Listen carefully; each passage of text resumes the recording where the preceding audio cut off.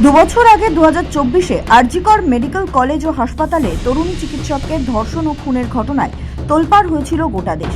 সেই মামলার মূল অভিযুক্ত সঞ্জয় রায়কে ইতিমধ্যে আমৃত্যু কারাদণ্ড দিয়েছে আদালত। তবে আরজিকরের সেই মূল ঘটনার তদন্ত নিয়ে একাধিক প্রশ্ন তুলে এবার নতুন করে হাইকোর্টের দ্বারস্থ হয়েছে নির্যাতিতার পরিবার।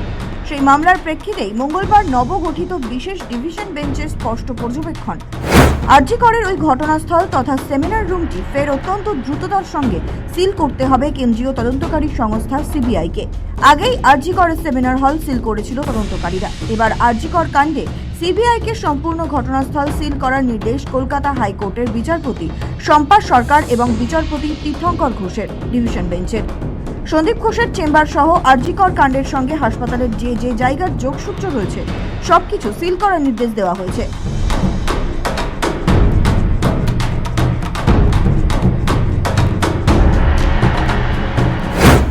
পরিবারের মামলার শুনানি আগে হবে। বাংলায় বিজেপি সরকার ক্ষমতায় এসেই নতুন করে খুলেছে আরজিকর ফাইল।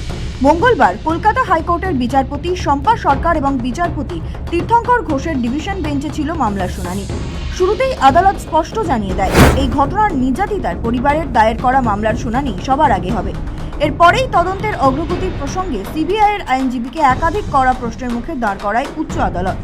সেখানেই আদালতের তরফে সিবিআইকে প্রশ্ন করা হয় তদন্তভার নেওয়ার সময় কোন কোন জায়গা সিল করা হয়েছিল।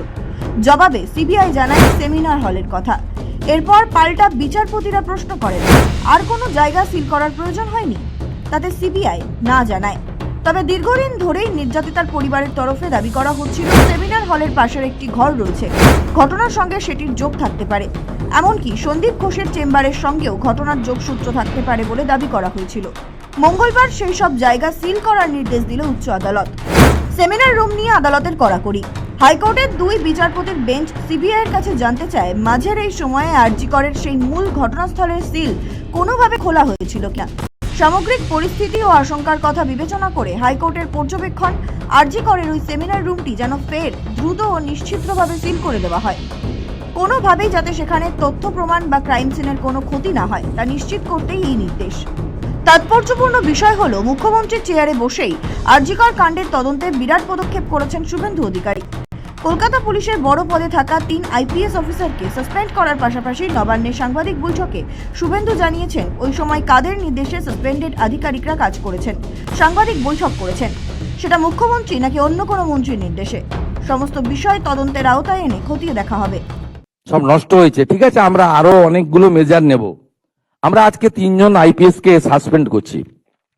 মিস্টার বিনীত গোয়েল, উনি এখন এডিজি রয়েছেন আইবিতে, আর আরো 2 জন আইপিএস, শ্রীমতী ইন্দিরা মুখার্জি এবং শ্রী অভিষেক গুপ্তা।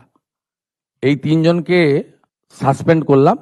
পক্ষে নিয়েছেন ওনারা যখন ইন্টারনাল ফ্যাক্ট ফাইন্ডিং হবে, ডিপার্টমেন্টাল ইনকোয়ারি হবে, তখন ওনাদের যাদের বিরুদ্ধে আমরা আজকে অ্যাকশন নিচ্ছি তার বক্তব্য নেব এবং ভিকটিম ফ্যামিলি যদি চান তাদের বাড়িতে গিয়েও আমাদের অফিসাররা নিয়ে আসবে এবং তার পারিপার্শ্বিক যা আছে, phone call record, WhatsApp chat, এগুলো আমরা পরে পরে বের করব। তখনকার যারা অফিসাররা ছিলেন তাদের সঙ্গে কাদের কাদের কথা হয়েছে, কোনো মন্ত্রী মুখ্যমন্ত্রী দিদেন টাইমে তাদের কোনো ইনস্ট্রাকশন ছিল কিনা, এগুলো আমরা সব বের করব। কারণ ওদের যে অফিসিয়াল এবং পার্সোনাল, সেটা আপনার ইনভেস্টিগেশনের পার্ট। এসবের মাঝেই সিবিআইকে আরজিকরের ওই ঘটনাস্থল তথা সেমিনার রুমটি ফের অত্যন্ত দ্রুততার সঙ্গে সিল করার নির্দেশ দিল কলকাতা হাইকোর্ট। তদন্তের গভীরতা এবং নির্যাতিতার পরিবারের তোলা প্রশ্নগুলির গুরুত্ব বিচার করে হাইকোর্টের বিশেষ বেঞ্চ জানিয়েছে, আগামী বৃহস্পতিবার এই মামলার পরবর্তী শুনানি হবে। সৌভিক সান্যালের রিপোর্ট, সময় কলকাতা।